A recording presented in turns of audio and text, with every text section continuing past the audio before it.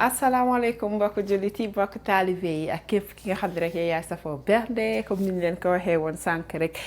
donc dañu ñëw fii tey jii defal leen benn recette boo xam ne sama recette en France la donc mu nekk beñe ginaar nga xam ne sama yaay da ko mënoon loolu macha allah donc moom la ñuy ñëw defar nii donc pour loolu nag dinañ soxla ginaar dinañ soxla aussi li nga xamante ni moom mooy farine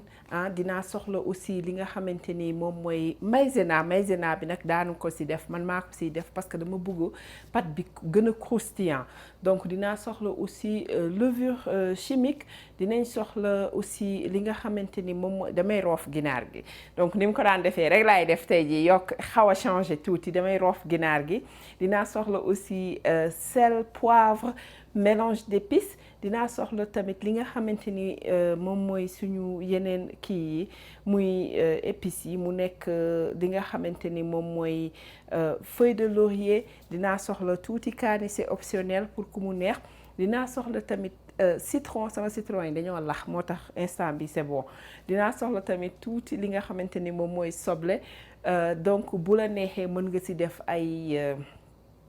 poivron affaire yu mel noonu mais man damay jël lii rek simplal ko ndax damay muusal ginaar gi d'abord avant ma koy saaf ak yooyu donc sans plus tarder duñ def rek lu dul ànd ak yéen ci waañ wi bismillah. Voilà bala ñoo commencer dara damay daal di ñëw defar li nga xamante ni moom moo nekk suñu kii bi suñu pâte bi nga xamante ni moom la ñuy xóoyalee suñu kii bi foofu la ñuy def ginaar gi donc pour loolu parce que dama ko bëgg a def après ci frigidaire bi muy sedd ak yooyu bu fekkee ne da nga bëgg a entamer automatiquement togg ginaar geek yooyu donc yow bu la neexee soo koy xóoyal da nga koy xóoyal ak ndox bu sedd guy parce que pâte bi foog mu sedd comme ça nga xamante ni affaire yi day mun a croustillant comme man ni ma ko bëggee su fekkee affaire croustillant yooyu moom kiiwu la dérangé wu la bëgg nga rek mu xaw a nooy tuuti surtout ñi nga xam ni xëy na dañuy am problème mu bëñ ak affaire yooyu loolu c'est pas grave mun nga ko defar xóoyal ko comme ni nga mënee rek après boo paree daal di koy kii commencer saaf ci instant yi doo ko def bàyyi temps de repos donc dama jël farine. Par exemple bu fekkoon ni dama def 50 grammes farine damay def 30 grammes maïzena donc mu ngi noonu maïzena bi c'est optionnel pour ki nga xam ni am na ko soo amul maïzena tamit mun nga utiliser farine kese voilà donc mu ngi nii rek laa koy def. Voilà boo leen xoolee xóoyal bi defuma ci nen defuma ci meew sama yaay daan def nen def meew affaire yooyu noonu man dama koy jël rek mu simple nii pour ñi nga koo xamante ni rek bëgg nga ko defar te amoo yooyu du la tere defar recette bi ci boppam te toujours dafay du tere tamit dafay neex ba bëgg a dee donc ma daal di ñëw jël sama mélange d'épices donc mélange d'épices bi nag moom li ma ci am nii voilà damay def lu xaw a takku donc li tax ma choisir ko mooy am na ail en poudre oignon en poudre donc su fekkee amoo mélange d'épices bi da ngay jël laaj mun nga ci def laaj mun nga ci def soble bu mokk bi laaj bu mokk soble bu mokk façon xeet googu noonu pour safal kii bi farine bi sinon su fekkee ni dérangé wu la aussi mun nga ko bàyyi noonu yow nga bañ ci def dara bàyyi ko noonu mu nekk farine simple nii rek gis nga donc man dinaa xaw a sànni fii tuuti li nga xamante ni moom mooy maanaam soit persil bu wow wala chives donc moom laay jël daal di koy def juste bu fekkee am nga bu tooy bi tamit xayrul moo dàq donc nga xamante ni dafay xaw a taw nii moo tax bugg maa génn ci biti di jëli ji yëf yooyu léegi lii day def yëf yi di réer ci biir ak a feeñ donc day rafet ba bëgg a dee day nekk ay specks ci biir di rafet donc moom dama ko fàtte woon wax sànq ci lim yi donc ku ko bëgg rek mun nga ko def voilà léegi ñu daal di ñëw jël tuuti kaani bu sew parce que couleur bi laa ci soxla moom tamit daal di koy def ci biir nga xam ne day réer ak a feeñ bismillah. ku bëgg kaani bu mokk tamit mën nga def, man damay def loo xam ne nii donc soxlawuma ay saf-saf yooyu, dama soxla rek loo xam ni daf koy rafetal muy nekk di réer ak feeñ ci biir ak yooyu. Voilà donc mi ngi nii léegi ñu daal di jël suñu levure chimique. Donc nga jël benn paquet mooy environ ñaari kuddu yu ndaw, donc mi ngi nii bismillah. Voilà léegi ñu daal di jël aussi un peu de sel def ci, ñu fexe rek ba du saf xorom, saf yu graaw yooyu. mi ngi nii léegi nag nga daal di def sa ndox.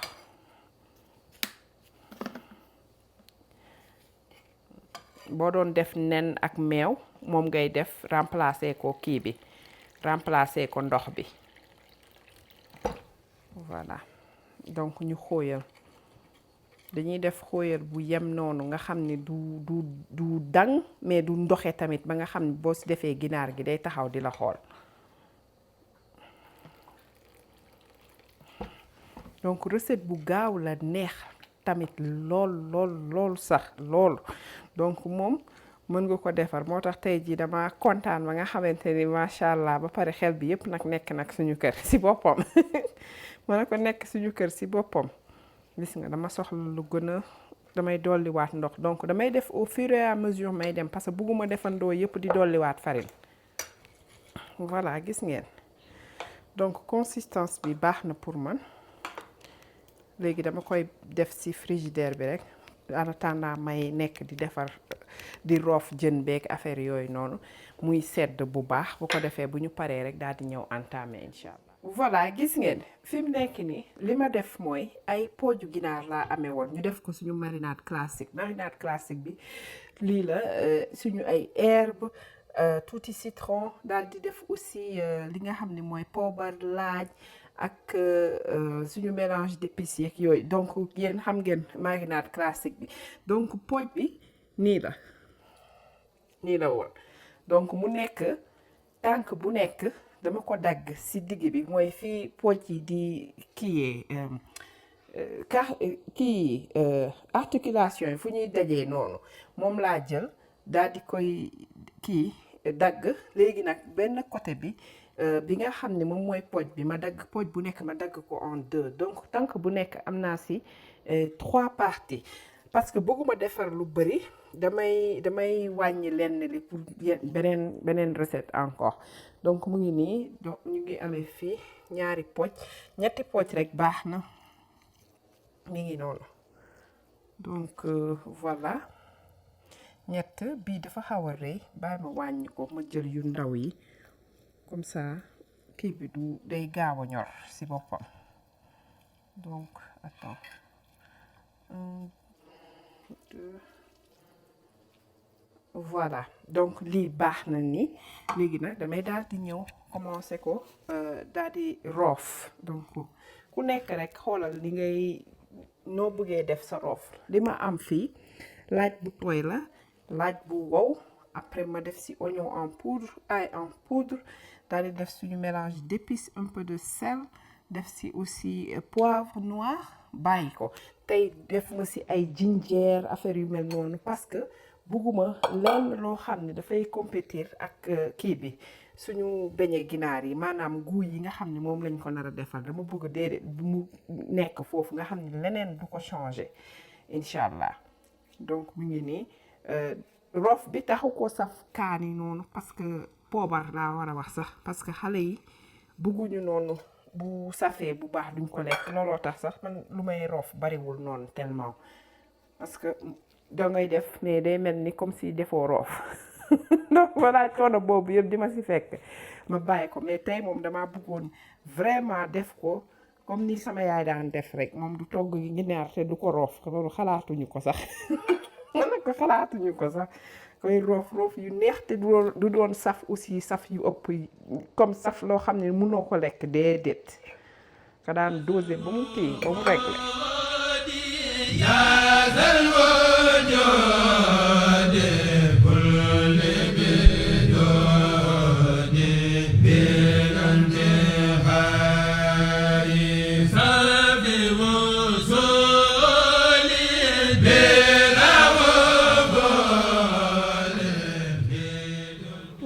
Dafa mel ni man filmé wu ma woon de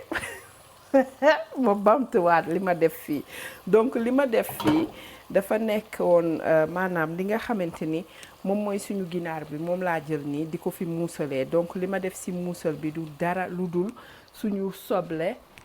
ay roof bi desitu roof bi moom laa fa def daal di jël aussi li nga xamante ni moom mooy suñu kii bi citron bi ma nal ko ci dagg soble ay rondelles yu dijji rek laa ko def ko ci ak tokk ndox laa ci def daal di def aussi kaani tëmbal ma jël ko dagg ko yu vert yi laa yore woon ma dagg ko ak samay feuilles de laurier daal di def un peu de sel def sama mélange d'épices donc loolu laa jël rek daal di koy def ci biir ma doon wax ni lii nii der yi boo ko gisee fii c'est parce que man bëgguma mu kii dama koy dindi après donc nekkuma di ci inquiété wala quoi que ce soit damay dindi der yi yépp après donc damay daal di wàññi gaz bi donc bàyyi daal di koy upp ràpp bàyyi yëf yi mu ñor ci seen jus naturel wu ginaar gi ak soble bi yooyu yëpp yàbbi bu ko defee yëf yi am caf ka ba bëgg a dee donc je disais tantôt que ni lii nii bu fekkee ni par exemple parce que lii rek moo ci descend bu ñu paree seppi nañ ko daal di koy def ci xóoyal bële daal di saaf yëf yi ginaar gi jeex ma doon wax ni d'habitude dama koy boole ak sauce soble bu xonko comme toujours du ma ñàkk sauce ci biir kër gi damay togg tout le temps sauce donc am naa sauce boo xam ne dama ko am ci biir frigidaire bi moom laay jël recycler waat ko donc dama koy booleek moom ma doon wax ni ki nga xam ne dafay liggéey par exemple walla mu génnoon ñëw xaw a guddee yooyu noonu soo ko amee looloo tax ay affaire sauce yooyu dafay baax parce que daf lay dimbali ci côté boobu bu baax a baax soo yàkkamtee donc lii nii muusal bi mun nga ko defee sax ci sa four pour te dire nga xamante ni pour ki nga xam ne am na four mun na ko dugal def ko ci plaquettes yi nii upp ko ràpp daal di dugal ci biir four bi quelque chose comme 350 degrés mooy environ 160 degrés Celsius daal di koy bàyyi pour quelque chose comme 15 à 20 minutes fekk pare na le temps muy julli wala di def leneen lu mu doon bëgg a def mu def ko bu paree rek daal di ñëw commencer jublu ci saaf beek yooyu donc loolu laa doon wax noonu donc ñu nettoyer tuuti après ñëwaat ak yéen incha allah fekk affaire yi daanaka pare na. voilà léegi gis ngeen ginaar bi muusal nañ ko ba pare mu ngi nii pare na yépp donc comme li ma leen waxoon sànq der yi rek laay lelli nii voilà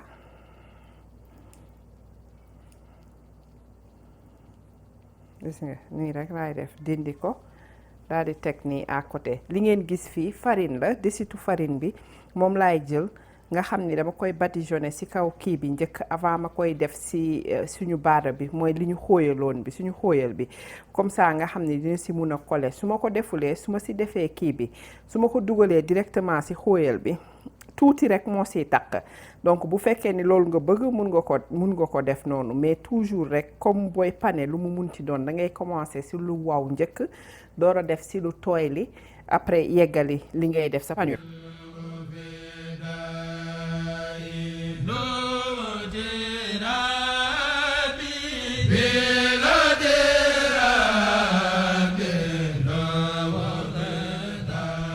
voilà gis ngeen mu ngi nii pare na donc lii rek laay jël def ko ci trash bi après ñu ñëw incha allah. gis nga man maay fomp nii rek parce que bëgguma taqal beneen plat donc étape bi c'est optionnel su la neexee nga dem jëli beneen plat mais nii laay def pour wàññi tooyaay bi nga xam ne su ma ko defee ci farine bi fii laa koy tegaat encore avant ma koy def ci suñu kii bi pat bële voilà donc ñu ñëw lu neex nga def ci man tuuti kii rek laa ci def wala nga bàyyi ko noonu plein nu mu mel noonu voilà donc nii rek laay def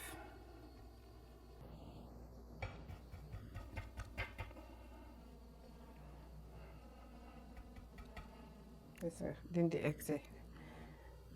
bi yëpp teg lii nag ku am intolérance au gluten moom mënu ko utiliser sinon ay farine de coco ak yeneen bagage additif yeneen yi lay def yi nga xamante ni ñoom ñooy tax ba farine yooyu mën a kii mën a coller si ñoom wala am na aussi farine yoo xam ni c'est fait yoo xam ni amul gluten moo xam tapioca la bu ñu def poudre tapioca moo xam aussi poudre kii la ñaam bi yooyu noonu wala quinoa yooyu noonu yëpp dafa nekk ay option yoo xam ne farine seeni farine dafa am donc yoo xam ne pour ñi nga xam ne dañu gluten intolérant mun nañ ko utiliser wala nga utiliser aussi farine de coco comme ni ngeen ko xamee rek niñ koy defee mais bu dee farine de coco moom da ngay ak blé bi kii amande bi da ngay am ay yeneen bagage yoo siy def pour mu mun a coller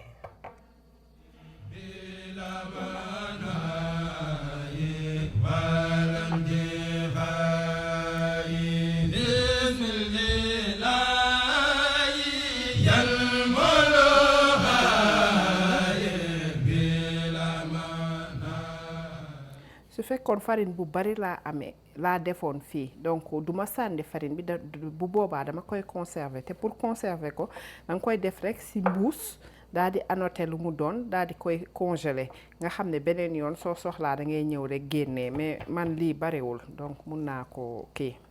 mun naa ko sànni voilà ñu ñëw génnee ji suñu pat bi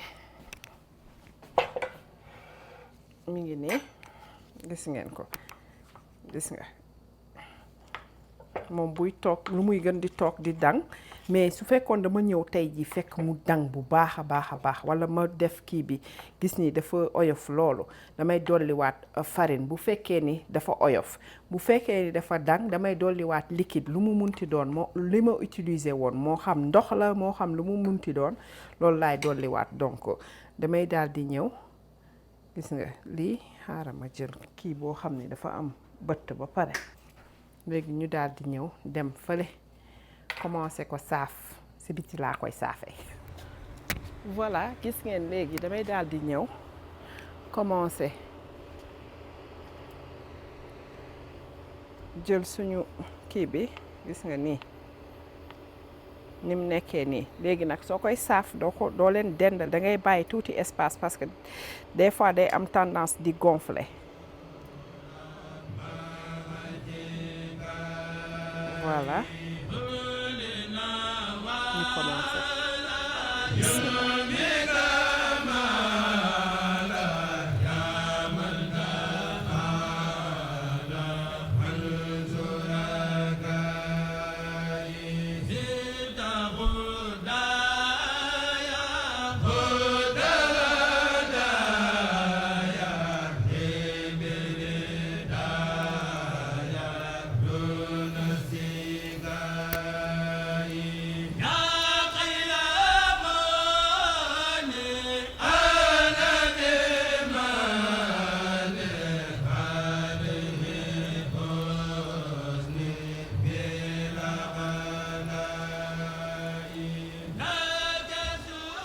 macha allah gis ngeen ni mu rafetee ba pare da ngeen dégg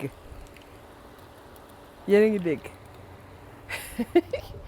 dafa croustillant ba nga ne ma lii la macha allah donc dañuy pare beneen côté bi rek après daal di ñëw yeggale commencé yàq nag incha allah. waa kon nag mbokk jullit yi mbokk taalibe yi ak képp koo xam ne rek yow yaay safoo bernde seen émission mi ngi woon nii man indiloon leen recette boo xam ne nag sama recette enfance la comme ni ma leen ko waxee woon donc beñe ginaar yaa nekk nii macha allah neex na neexaay boo xam ne moom kenn mënu ko wax lool te bu ngeen xoolee déglu leen xaaral ma jël paaka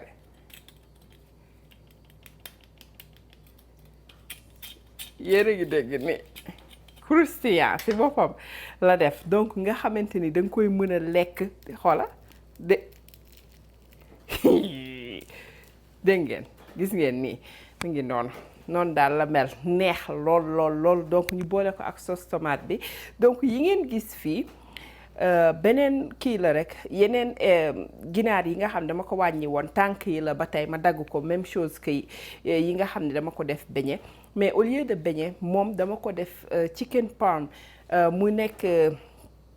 garlic parm laa bëgg a wax mooy bi nga xam ne dañuy def tuuti beurre dama ko muusal moom tamit daal di jël tuuti beurre sauté ko si poêle donc moom dañ ko xaw a lakk tuuti donc bi ñu paree ñu def ko si poêle bu la neexee nga saaf ko wala yooyu yaay xool rek loo sentir nga def ko ñu jël beurre def ko si poêle bi daal di jël laaj bu tooy def si jël oignon en poudre ail en poudre encore ma def si daal di amoon sama parmesan fromage parmesan moom laa jël def si dagg samay persil def ko si lii c'est pour nga xamante ni bu ma amoon tey jii gan boo xam ne mënta lekk lu am gluten wala mënta lekk lu am farine donc moom dina mën a lekk lii parce que amul farine amul gluten amul dara donc lii ku nekk mën na ko lekk moo tax man noonu laay toggee damay sóoraale toujours nit bett ma nga xam ne duma fi nekkaat di dem di toggaat leneen wala di jàq daal donc mu ngi nii di leen wax nag tey jii recette bi moom ni ma leen ko waxee début bi suñu waa kër famille Fall laa ko jox ko sama yaay jox ko sama rakk yi ak sama papa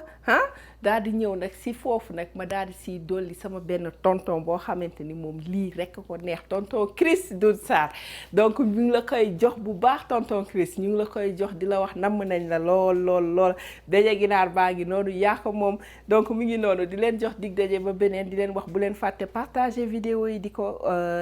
liker mais aussi di abonné wu su fekkee am na kuy seetaan te abonné wul mu appuyer cloche bi bu ko defee saa bu ñu dugalee dara rek mu mun ko notifier di leen jox dig daje ba beneen di leen wax asalaamaaleykum wa rahmatullah